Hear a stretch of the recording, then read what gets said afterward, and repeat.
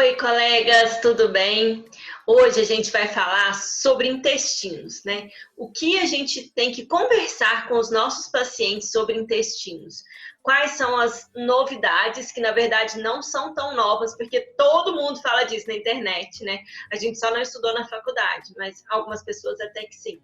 Mas eu que sou um pouco mais antiga, não estudei isso na faculdade. No entanto, e demorei um pouco a falar sobre isso, porque eu acho que já é um tema saturado na internet, que todo mundo fala sobre isso. Todo mundo que fala que faz medicina integrativa acha que medicina integrativa é só saber desbiose intestinal, conexão cérebro-intestino, enfim. E a gente já sabe, a gente que vem falando sobre isso, né, que saúde integral, saúde integrativa é muito mais do que intestinos. Mas não podemos deixar de falar sobre isso também, né? E o que a gente tem que falar com os pacientes sobre esse assunto, independente se a queixa dele é uma queixa ligada ao trato gastrointestinal ou se é uma queixa nada a ver, por exemplo, como uma inflamação, como uma alergia, uma depressão, enfim. O que é que a gente precisa falar com os nossos pacientes sobre esse assunto, tá bom?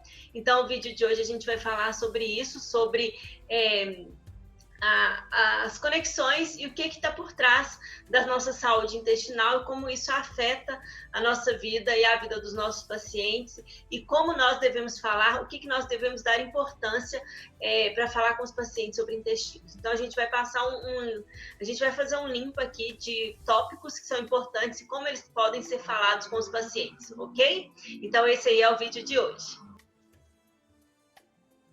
Bom, como eu já falei para vocês sabem que eu sou infectologista, né? Então eu passei uma boa parte da minha vida estudando bactérias. E em algum momento da minha vida, você sabe, quem me acompanha sabe que o meu insight foi durante uma aula, né? O principal insight que me fez mudar completamente meu rumo da minha vida foi durante uma aula que eu estava fazendo um estágio na USP, eu não lembro exatamente o que foi, isso foi em 2011.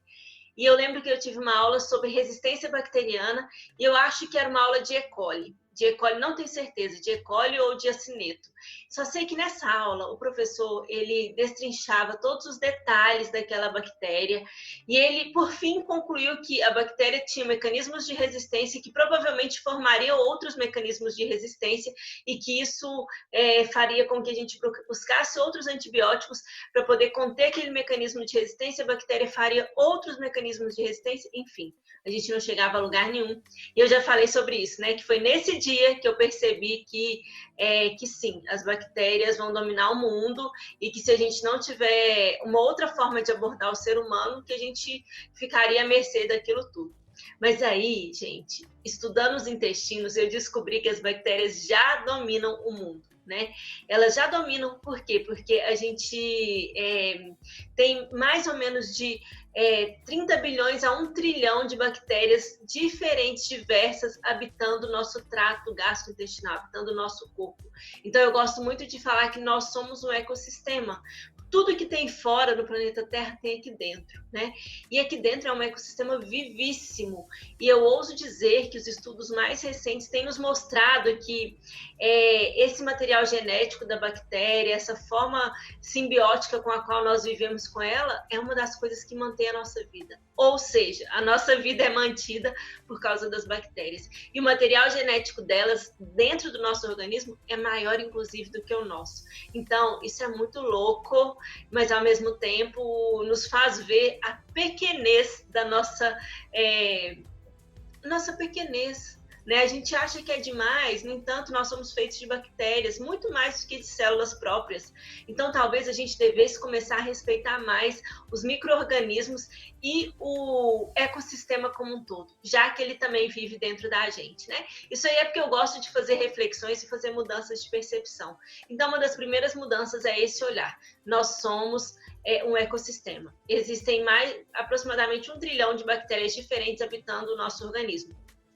E como são essas bactérias, como é essa flora, né? A gente chama de flora intestinal ou microbiota intestinal, porque a maior parte delas habita nosso trato gastrointestinal ali no nosso intestino grosso.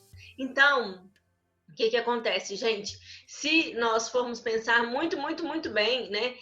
Como eu gosto de falar, a gente tem que ter um olhar de compreensão e respeito por essas bactérias, né? Então, essa microbiota intestinal que compõe o nosso intestino grosso e que produz ali as suas diversas não toxinas em si, citotoxinas que a gente fala, né? Que são específicas e diversas, na verdade, nos protegem de bactérias invasoras. Ou seja, essa é uma das grandes funções dessas bactérias ali no nosso intestino. Elas estão ali porque o fato delas habitarem ali faz com que as bactérias patogênicas elas nos agridam menos. Por exemplo, tem uma condição clínica, né, que é durante a internação, a pessoa que tem uma colite pseudomembranosa por Clostridium. E aí, o que acontece, né? Essa colite é muito grave, ela causa uma diarreia, muco-sanguinolenta, que pode muitas vezes levar a pessoa a óbito. Mais de 60% das pessoas que estão muito debilitadas, já com a sua flora totalmente debilitada dentro do hospital, elas geralmente podem morrer por causa da questão do Clostridium, né? Isso acontece também, gente, muitas vezes quando nós tomamos antibióticos sem necessidade ou mesmo necessários, né? Às vezes você está tomando um antibiótico aí para uma infecção de urina, você não, seu paciente também, e aí ele desenvolve depois um outro tipo de infecção. Por quê? Porque a gente teve aí uma mudança na flora, a gente abriu espaço para outro patógeno. Então, muitas vezes, tudo isso afeta, né? Qualquer coisa que a gente faça daqui afeta dali. Então, um dos primeiros pontos que os nossos pacientes precisam saber é que eles são feitos de bactérias, né? É muito importante que a gente fale isso para eles, que eles entendam a importância dessas bactérias ali. E isso, gente, é tão importante que a microbiota do ser humano ela é formada ainda quando ele é recém-nascido, né? Aquela microbiota ela é afetada, inclusive, pelo tipo de parto que ele teve. A gente consegue, em estudos, perceber que pessoas que nasceram de parto normal, eles têm uma microbiota com alguns tipos de cepas que são mais protetoras do que bebês que nasceram por parto cesariana. Então, inclusive, a via de parto faz alterações na microbiota, fora várias outras coisas. Então, essa microbiota, ela nos protege, ela é responsável por a gente vai falar mais sobre isso, né? Sobre as funções da microbiota. Mas é importante vocês entenderem que ela nos protege, né? E outra coisa é importante vocês entenderem que muitas coisas as afetam. Então, os nossos pacientes precisam saber que a alimentação é um dos principais pontos que afeta a microbiota, né? E a gente sabe que pessoas que se alimentam mal, é interessante porque isso tem sido até estudado. Por exemplo, crianças que se alimentam muito mal, só comem carboidrato, só comem besteira. O que é que nutre aquelas crianças? Tem estudos mostrando que muitas vezes a nutrição daquela criança vem do material genético daquela bactéria que se decompõe e se forma novamente ali no seu tubo gastrointestinal. Enfim, são textos controversos. No entanto, esse aspecto dessa bactéria que está ali no nosso trato gastrointestinal pode ser o que nutre as pessoas desnutridas até um certo ponto, né? Consegue fazer isso durante um certo tempo. E aí entra também o papel da alimentação. Então, a alimentação faz toda a diferença na nossa microbiota. Como eu falei já, o uso de antimicrobianos, o estresse, né? A falta de sono, tudo isso também altera a nossa microbiota. Então, são muitas questões. Essas são as principais. Tabagismo, o uso de outras drogas, o álcool, tudo isso afeta, né? São muitas questões que afetam, mas as principais são o estresse, a alimentação, né? A falta de sono, o estresse, a alimentação e o uso de antibióticos. São os principais fatores que alteram ali a nossa microbiota. E que isso pode reverberar de forma negativa no nosso status de saúde ou doença, e em vários aspectos, né? Então, como eu falei, um ponto importante para que os nossos pacientes saibam é que eles são feitos de bactérias e que algumas condições específicas alteram essas bactérias, que são simbiontes, né? Que vivem ali em simbiose com a gente. E quando essas bactérias são alteradas, isso dá espaço para o surgimento de outras doenças, e a gente vai falar sobre elas especificamente, tá bom? Bom, nós sabemos que o trato gastrointestinal ele recebe informações do cérebro através do nervo vago. Mas o que tem sido provado cada vez mais é que o nosso cérebro também recebe informações do nosso trato gastrointestinal também através do nervo vago.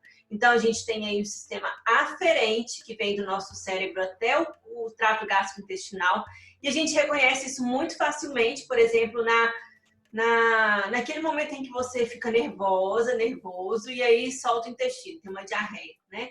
Por causa de uma prova, de alguma coisa que te deixou estressada, enfim.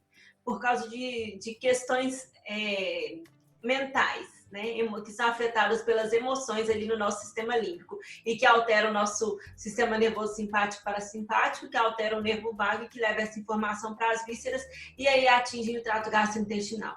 Bom, essa é a via aferente. O que os estudos têm mostrado cada vez mais é que também existe uma via eferente, ou seja, a nossa microbiota, ou seja, aquelas bactérias ali, elas vêm também através do nervo vago, mandando uma nova informação para o nosso cérebro e regulando também ali o nosso cérebro. Então, cada vez mais tem sido percebido, por exemplo, em estudos, que existe, né, em estudos, e esses estudos eles são feitos de várias maneiras, com cobaias, né, com ratinhos, aqueles livres de germes, então tem ratinhos livres de germes para estudar. Outros são feitos com transplante fecal, né? Então tem a história do transplante fecal também entrando na conversa para fazer estudos. Tudo isso para mostrar que essa microbiota altera a nossa resposta cerebral. E um dos principais fatores que é alterado são a produção de neurotransmissores como a serotonina, que é o neurotransmissor que está envolvido na sensação de prazer, de alegria de viver, né? Que está envolvido na depressão, nos transtornos de ansiedade. Ou seja, pode ser que as nossas bactérias do intestino, e isso tem sido provado cada vez mais, que elas possam ser responsáveis por quadros de depressão, por exemplo, né? Não só quadros físicos, como eu já falei, alergias, que é muito comum, né? As alergias, as doenças do trato gastrointestinal mesmo, enfim. Na questão da depressão tem sido mostrado também por causa dessas bactérias da nossa microbiota.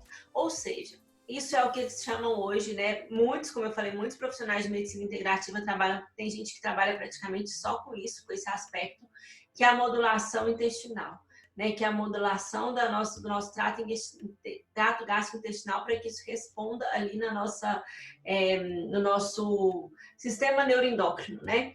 Então, isso é importante? É muito importante. Isso tem resultados? Tem muitos resultados. No entanto, não existe melhor forma de se regular as nossas bactérias do que uma boa alimentação, né? A gente vai falar um pouquinho sobre isso daqui um pouco. Mas outras doenças que a gente tem, que são perceptíveis e são mostradas em estudos que tem tudo a ver com esse processo da microbiota, são também o autismo, né? O autismo tem sido muito falado e tem linhas aí muito fortes que estão trabalhando a questão da cura mesmo, ou da melhora muito drástica de sintomas das crianças autistas através de modulação de trato gástrico, modulação de microbiota intestinal, através da supressão e da eliminação de vários alimentos que estão ligados a alguns tipos de bactérias, né, que nutrem alguns tipos de bactérias que são responsáveis pelos quadros mais sérios de autismo, que teoricamente são responsáveis porque tem aparecido, né, a microbiota das pessoas autistas. Então, a gente já tem estudos bem respaldados nesse assunto, né, como eu falo. Muitas vezes se critica aquilo que não se conhece. Eu nunca tinha, não é que eu criticava, nunca critiquei isso não.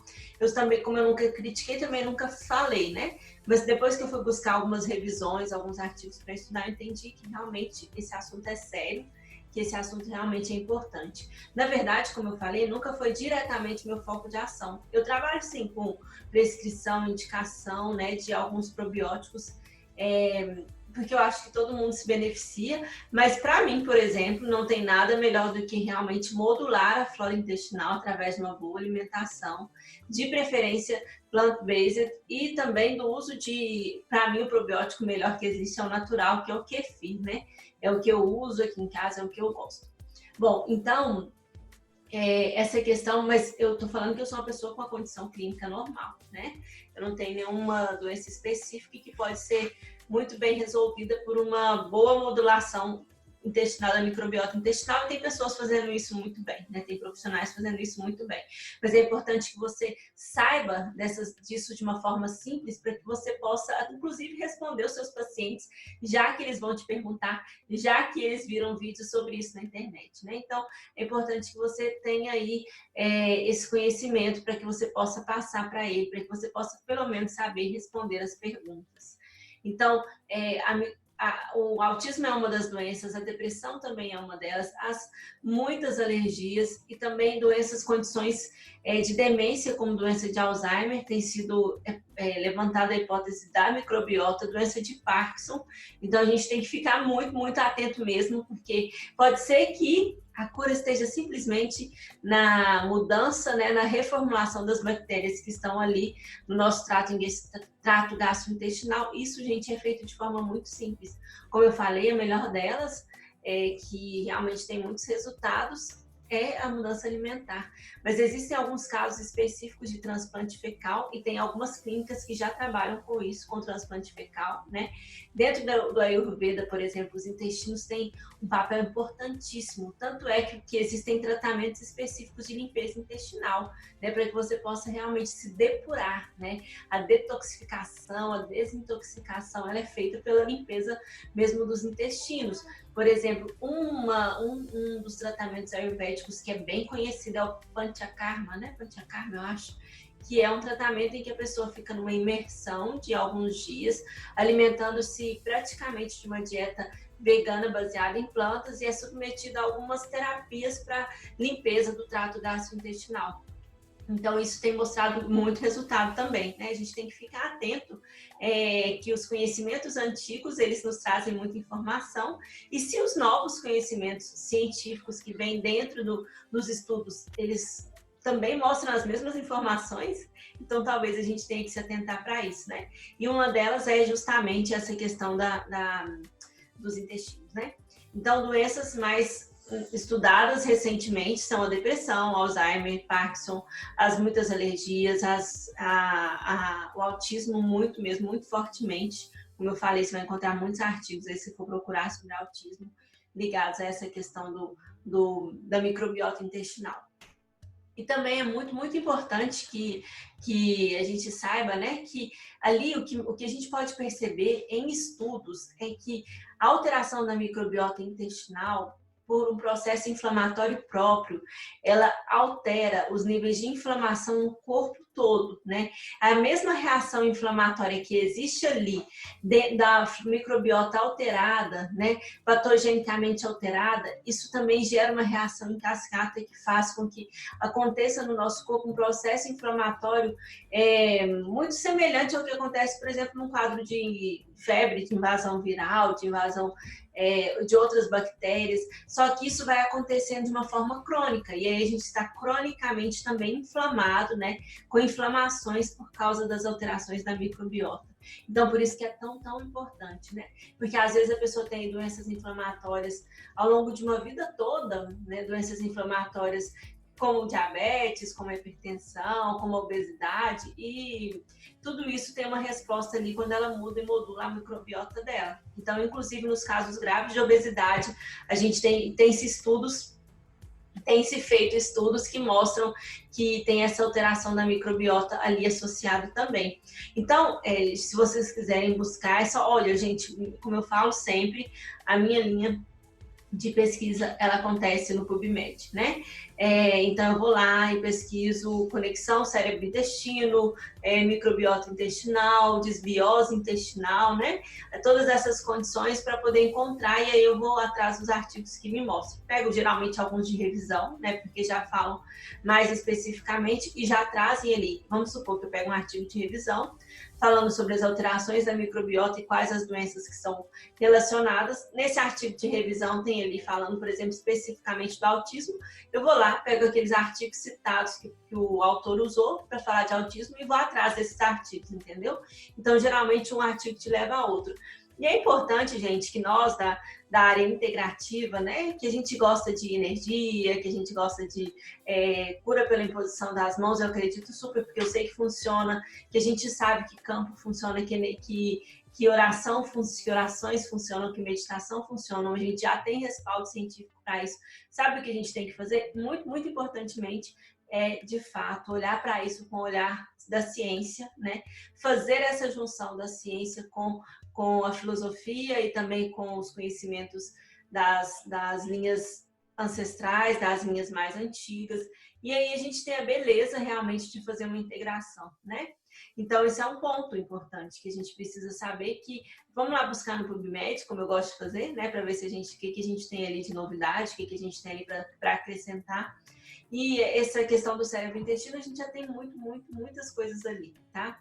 Então, eu falei agora da inflamação. É importante que você mostre para o seu paciente que sim, a microbiota dele alterada gera processos inflamatórios e pode perdurar com piora de quadros, dificuldade, por exemplo, para mudar a alimentação, né? Porque um dos pontos é que as nossas bactérias ficam viciadas em determinados tipos de alimentos. Então, por isso, por exemplo, às vezes fazer uma dieta baseada em plantas por aí, sei lá, por algumas semanas, ela dá uma limpada muito grande, porque você tira um pouco daquelas bactérias, por exemplo, viciadas em açúcar, né? Já em carboidrato, já que em carboidrato assim, né? Em refinados, em farinhas, já que você mudou, né? Já que você ofereceu uma nova dieta, então você vai selecionar aquelas bactérias melhores que têm a ver com aquela dieta que você ofereceu. Por isso que a dieta é uma condição tão importante, que a gente percebe que 100% dos casos de condições estritamente do trato gastrointestinal, por exemplo, constipação, doença do refluxo, as doenças do trato gastrointestinal, elas praticamente em 100% dos casos respondem bem a mudanças de hábitos alimentares. Então, isso a gente tem que olhar, a gente tem que respeitar e a gente tem que mostrar isso para o paciente. Falar para o paciente dessa questão da relação cérebro-intestino, da conexão aferente e eferente, falar com o paciente sobre as questões alimentares, sobre o processo de inflamação, a gente já tem muita conversa aí para ajudá-lo na conscientização também de que ele precisa fazer mudanças na sua forma de alimentar. Bom, então para a gente terminar, vou deixar só mais duas coisas que é bom você conversar com o seu paciente. Eu não sei se você já viu, tem aqueles desenhos de como são as fezes normais. Se eu conseguir um desenho desse, eu vou colocar aqui para vocês. Mas é importante que você diga e converse sobre o cocô do seu paciente, né? Geralmente as fezes normais, elas são cilíndricas, bronzeadas e elas são eliminadas facilmente sem odor pútrido, né? Então, se a pessoa tem ali aquele padrão já mais diarreico, constipação constante, ela tem um cheiro ruim ao evacuar, muito diferente do cheiro natural das fezes, de coloração, tudo isso precisa ser conversado, porque tudo isso pode ser que no primeiro momento não indique uma doença gastrointestinal em si, mas indica sim aí uma alteração da microbiota que precisa ser olhada. Certo? Então, sobre probióticos, eu não vou entrar nessa questão aqui, porque é algo que eu acho que dá um outro vídeo inteirinho, né, para a gente falar sobre efeitos e tudo. A única coisa que eu quero deixar bem claro para vocês se lembrarem é que a melhor dieta realmente recomendada, que consegue modular bem o intestino, né, pelo menos da linha que eu tenho estudado, é a dieta que é pelo menos 80% focada em plantas, e de preferência essa alimentação mais viva, né? Mais crua, enfim. A alimentação viva é um dos tipos da alimentação plant-based, não necessariamente não necessariamente ela, né? Tem algumas pessoas, por exemplo, eu, que não consigo comer todas as plantas cruas, né? Eu preciso dar uma esquentadinha, né? Fazer uma sopa, algumas coisas que acabam, às vezes, perdendo algumas propriedades das plantas. Mas isso, eu sei disso também por conhecer meu doce e saber que dentro para mim, né, é importante ter comidas quentinhas. Então, eu tenho dificuldade de me alimentar completamente de comidas vivas, comidas mais frias, né? Mas essa é a principal indicação, que você oriente mesmo o seu paciente sobre essa dieta, que tem a base dela muito marcada por vegetais, por frutas, por legumes. E aí, e a partir disso, ele com certeza vai ter uma microbiota muito bem selecionada. Claro que tem casos específicos, como eu falei, todos eles aí, autismo, Alzheimer, depressão grave, que podem ser afetados por uma regulação, né, uma modulação através de probióticos específicos também, enfim. Mas isso são casos específicos que provavelmente você não vai conduzir em um primeiro momento, né? Exceto se você estudar mais sobre isso para você conduzir. Nesse primeiro momento é como se você estivesse fazendo aí uma primeira consulta e o que você vai conversar com os pacientes sobre isso. E aí eu deixo para você, né, a finalização, que é realmente dê uma chance para a natureza. Então, dê uma chance para a pessoa mudar a alimentação dela, explica para ela, pede para ela dar uma chance, né, mudando a alimentação dela e comendo coisas mais naturais, e pede para ela dar uma chance também usando, às vezes, probióticos mais naturais, como o kefir, como eu falei para vocês, né? Então, é isso, né? Quando a gente fala sobre cérebro e intestino, como eu falei, tem milhões de informações. Se você pesquisar, inclusive no YouTube, você vai achar outros vídeos sobre isso.